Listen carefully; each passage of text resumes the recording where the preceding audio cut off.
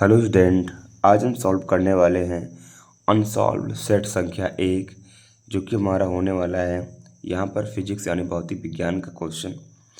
तो यहाँ पर सबसे पहले हम क्वेश्चन को देखते हैं। तो क्वेश्चन हमारा है, एक अवतल दर्पण से 25 सेंटीमीटर दूरी पर रखी वस्तु का 2 गुना बड़ा वास्तविक प्रतिबिंब बनता है, दर्पण की फोकस दूरी ज्ञात कीजिए।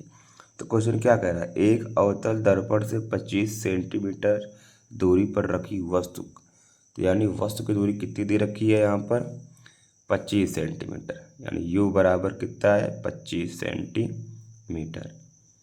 वस्तु की दूरी हम माइनस में लेते हैं, उसके बराबर दे क्या रखा है कि दूरी पर रखी वस्तु का 2 गुना बड़ा वास्तविक प्रतिबिंब बनता है। तो यानी इसकी आवर्धन क्षमता कितनी है, 2 गुनी है, तो 2 गुना बनता है। हमने माइनस में इसलिए रखा इसको क्योंकि वास्तविक प्रतिबिंब बन रहा है। वास्तविक प्रतिबिंब के लिए यहाँ पर वैल्यू माइनस में होगी, तो हमको यहाँ पर 2 वैल्यू मिल गई है। और निकालना क्या है, दर्पण की फोकस दूरी। तो हमको निकालना है दर्पण की फोकस दूरी। तो फार्मूला होता है हमारा m बराबर माइनस में v बटे में u होता है। अब m का मान कितना है, माइनस में 2 है, तो माइनस में 2 रखेंगे। माइनस में v बटे में u का मान कितना, माइनस में 25 है, तो यहाँ पर माइनस में 25 रख देंगे, काट देंगे इसको, 25 दूना 50, तो v बराबर आएगा माइनस में 50 सेंटीमीटर। अब हम जानते हैं दर्पण के सूत्र से 1 बटे में f बराबर 1 बटे में v प्लस 1 बटे में u। तो 1 बटे में f बराबर 1 बटे में v का मान कितना है, तो वह माइनस में 50 और प्लस 1 बटे में u का मान कितना है, माइनस में 25। तो प्लस माइनस क्या हो जाएगा, माइनस हो जाएगा। और इन दोनों का लासा कितना होता है, 50 होता है। तो 50 से करने 50, तो 1 बटे में f बराबर माइनस में यहाँ पर हो जाएगा 1, कितना हो जाएगा यहाँ पर माइनस में 1 हो जाएगा। अब बटे में यहाँ पर होगा टोटल 50 हमारा। अब 25 दूना 50, तो माइनस में कितना हो जाएगा, 2 हो जाएगा। तो दोनों को जोड़ लेंगे, जब दोनों को जोड़ेंगे तो वैल्यू हमारी कितनी आएगी, 3 आएगी। तो इसको हम यहाँ पर लिखेंगे, तो यहाँ पर होगा हमारा 1 बटे में f बराबर माइनस में 3 बटे में 50 हो जाएगा। अब हम क्या करेंगे, फोकस दूरी निकालेंगे, तो f बराबर हमारा आएगा 50 बटे में माइनस में 3। अब काट देंगे तो f बराबर हमारा आएगा 16.67, वो भी माइनस का सेंटीमीटर। तो फोकस दूरी हमारी यहाँ पर निकल आई। अब अगला क्वेश्चन है कि संलग्न चित्र में अपवर्तन कोण तथा माध्यम D का माध्यम A के सापेक्ष अपवर्तनांक ज्ञात कीजिए।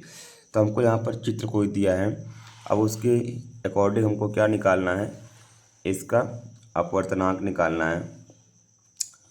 तो यहाँ पर चित्र दे रखा है,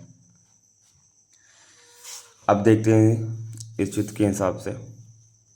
तो यहाँ पर दे रखा है हमारा माध्यम A और यहाँ पर माध्यम B।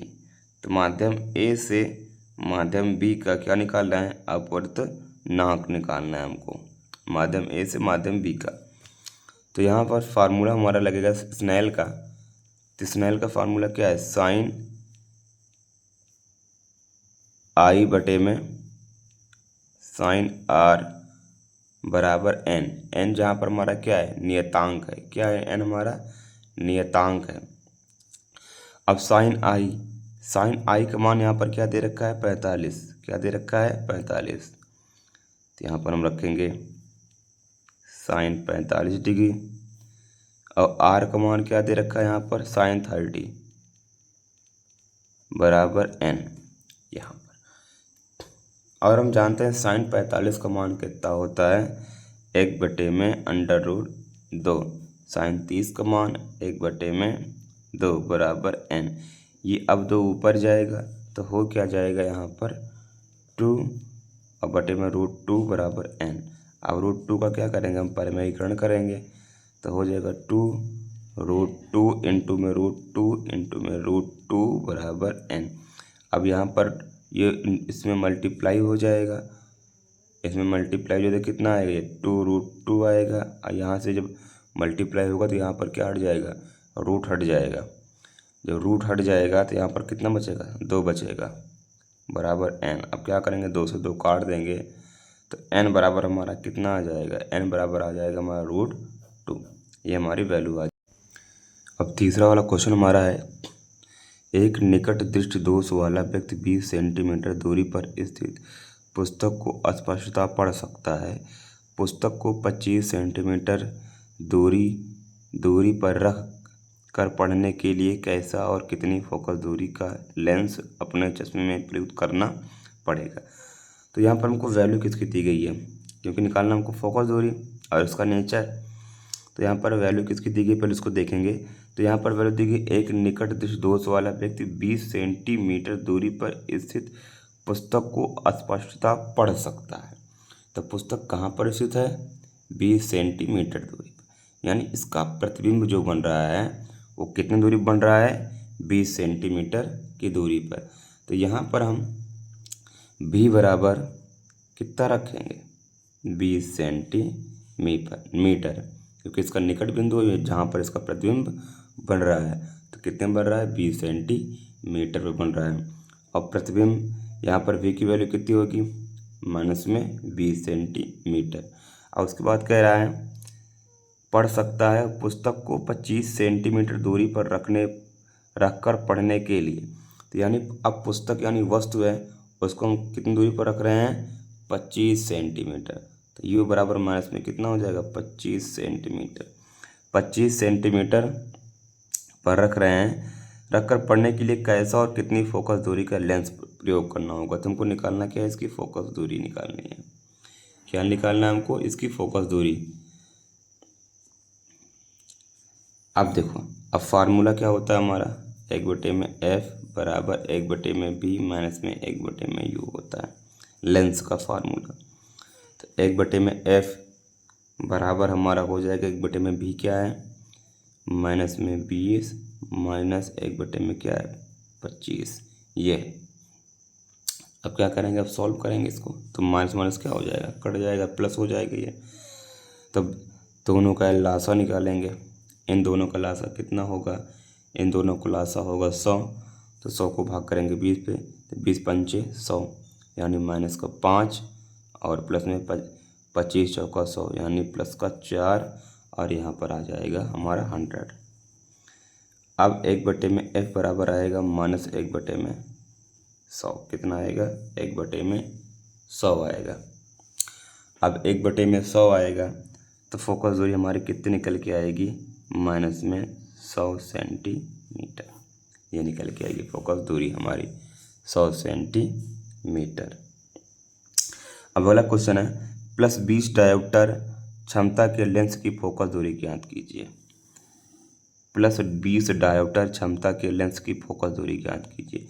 तो हमको पता है फार्मूला P बराबर होता है 1/f। P हमारी यहाँ पर क्या है, पावर यानी क्षमता है। तो P का मान कितना दे रखा है, यहाँ पर P का मान दे रखा है +20 डायोप्टर। तो यहाँ पर P की जगह रखेंगे हम +20 और 1/f। अगर हमको मीटर में वैल्यू चाहिए तो हम सेम फार्मूला रखेंगे। अगर सेंटीमीटर में चाहिए तो फार्मूला हमारा हो जाता है 100/f। तो f उधर चला जाएगा, तो f बराबर हमारा हो जाएगा 100 और 20, तो काट देंगे 20 पंचे 100। तो f बराबर हमारा कितना आ जाएगा, 5 सेंटीमीटर। अब उसके बाद अगला देखते हैं क्वेश्चन, यदि किसी तार को बीच से मोड़कर दोहरा करके एक साथ मरोड़ दिया जाए तो उसका प्रतिरोध कितना होगा। देखो यहाँ पर हमको कह रहा है उसका प्रतिरोध कितना होगा। भाई देखो, इसकी हम क्या कर रहे हैं, किसी तार को बीच से मोड़कर दोहरा करके उसकी लंबाई हम कम कर रहे हैं, एक साथ मरोड़ दिया जाए उसकी लंबाई हम कम कर दे रहे हैं, तो उसका प्रतिरोध कितना हो जाएगा। जितना हम लंबाई कम करेंगे उतना कम हमारा क्या हो जाएगा, प्रतिरोध हो जाएगा। क्योंकि हमको पता है R डायरेक्टली प्रोपोर्शनल होता है लंबाई के। डायरेक्टली प्रोपोर्शनल क्या होता है, लंबाई के। तो लंबाई हम जितना कम करेंगे प्रतिरोध हमारा उतना क्या होगा, कम होता चला। अब यहाँ पर अगला क्वेश्चन है कि 20, 24 तथा 30 ओम प्रतिरोध वाले 3 तार को श्रेणी क्रम तथा समांतर क्रम में जुड़े हैं प्रत्येक दिशा में तुल्य प्रतिरोध ज्ञात कीजिए। तो हमको यहाँ पर दो प्रतिरोध दिया गया है, एक जुड़ा हुआ है श्रेणी क्रम, दूसरा जुड़ा हुआ है समांतर क्रम। और दोनों की वैल्यू हमारी कितनी है, सेम है, 20, 24, 30 ओम इतनी है। अब हमको इसमें क्या निकालना है, तुल्य प्रतिरोध, वो भी श्रेणी क्रम समांतर क्रम दोनों में। तो पहले हम यहाँ पर फिगर बनाते हैं इसका। तो पहले हम रखते हैं किसका, श्रेणी क्रम का। तो पहला कितना है 20 और दूसरा कितना है 24 और तीसरा कितना है 30।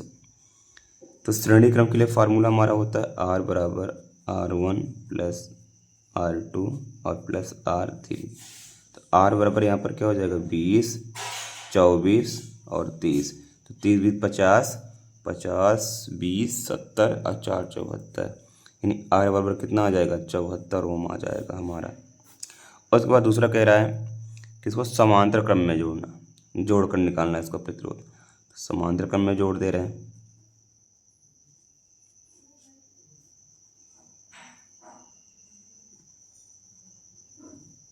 समांतर क्रम में जोड़ दे रहे हैं। तो 20, 24, 30 तीनों को जोड़ दे रहे हैं समांतर क्रम में। अब समांतर क्रम में जोड़ रहे हैं, तब हम देख रहे हैं इसको। तो यहाँ पर 20, 24, 30 है, इसको समांतर क्रम में जोड़ेंगे तो यहाँ पर हमारा होगा 1/r, 1/r बराबर 1/r1 और प्लस 1/r2 और प्लस में 1/r3। तो 1/r, R1 हमारा कितना है 1/20, R2 हमारा कितना है 1/24, R3 हमारा कितना है 1/30। अब क्या करेंगे, सबका एलसीएम निकालेंगे। एलसीएम कितना आएगा 120 आएगा, भाग करेंगे 120 को। तो 120 भागे कितना हो जाए, करेंगे 20 करेंगे तो ये 6 बार जाएगा। और यहाँ पर कितना जाएगा, ये 120 भागे करेंगे हम 24 को, तो 12 दूना 24, 2 5 इधर 5 बार जाएगा। और ये 3 चौक 12 4 बार जाएगा। और यहाँ पर एलसीएम कितना आएगा 120। तो 1/r बराबर हमारा कितना आएगा 6 4 10 5 15, 15/120। अब काट देंगे 3 5 15, 3 चौक 12 5 8 40, 1/8। यानी R हमारा इसका कितना आ रहा है तुल्य प्रतिरोध 8 ओम आ रहा है। पहले कितना आ रहा था 74 ओम, इसका कितना आ रहा है 8 ओम। इसको हमने जोड़ा था श्रेणी क्रम में और इसको हम जोड़ रहे हैं समांतर क्रम में। तो समांतर क्रम में जोड़ने पर प्रतिरोध कम हो गया, श्रेणी क्रम जोड़ने पर प्रतिरोध ज़्यादा हो गया। अब हमारा अगला क्वेश्चन है कि किसी परिपथ में 5 एम्पीयर की धारा 8 सेकंड तक प्रवाहित की जाती है। किसी परिपथ में 5 एम्पीयर की धारा 8 सेकंड तक प्रवाहित की जाती है। इस समयांतर में परिपथ में कुल कितने इलेक्ट्रॉन गुजरते हैं। यदि परिपथ का प्रतिरोध 20 ओम हो तो इस समयांतराल में उत्पन्न ऊष्मा की गणना कीजिए। तो यहाँ पर सबसे पहले हमको क्या निकालना है, कितने इलेक्ट्रॉन है, इलेक्ट्रॉनों की संख्या निकालनी है और उत्पन्न ऊष्मा निकालनी है। तो यहाँ पर हमको दो वैल्यू ज्ञात करनी है। तो सबसे पहले हम यहाँ पर निकालेंगे इलेक्ट्रॉनों को। तो वैल्यू हमारी कितनी दी गई है 5 एम्पीयर। धारा हमारी आई का मान कितना दिया गया है 5 एम्पीयर। उसके बाद में समय हमारा कितना दिया गया 8 सेकंड।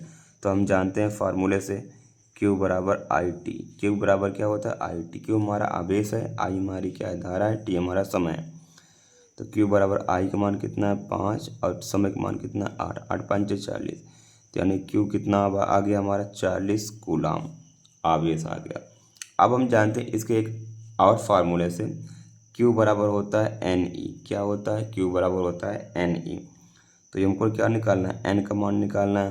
तो N बराबर क्या हो जाएगा Q बटे में E हो जाएगा। क्या हो जाएगा Q बटे में E हो जाएगा। अब Q बटे में E हो गया N बराबर। अब देखो करेंगे क्या हम Q का मान रखेंगे क्योंकि Q आवेश कितना आया था हमारा 40 आया था और E का मान कितना होता है 1/6 × 10⁻⁻19। अब क्या होगा इसको जब काटेंगे आपस में, अब काटेंगे और तो आएगी वैल्यू हमारी कितनी 5। यहाँ पर वैल्यू हमारी आएगी 2.5 × 10⁻20। अब इतने हमारे इलेक्ट्रॉन आ गए। अब हमको पता है क्योंकि हमको निकालना भैया इसकी हीट यानी ऊष्मा निकालनी है, तो हमको पता है फार्मूला H बराबर आई स्क्वायर आर टी। एच बराबर आई स्क्वायर आर टी। तो H बराबर आई स्क्वायर, आई का मान कितना है यहाँ पर, आई का मान 5 है, तो 5 का स्क्वायर, तो 5 का स्क्वायर करेंगे। प्रतिरोध हमारा कितना है, प्रतिरोध हमारा यहाँ 20 ओम है। कितना है, 20 ओम है। तो यहाँ पर रखेंगे 20 और समय का मान हमारा कितना है सेकंड का, 8 रखेंगे। अब क्या करेंगे, तीनों को मल्टीप्लाई करेंगे। जब तीनों को मल्टीप्लाई करेंगे तो वैल्यू हमारी आएगी 4000 जूल, यानी इतनी ऊष्मा हमारी उत्पन्न होगी।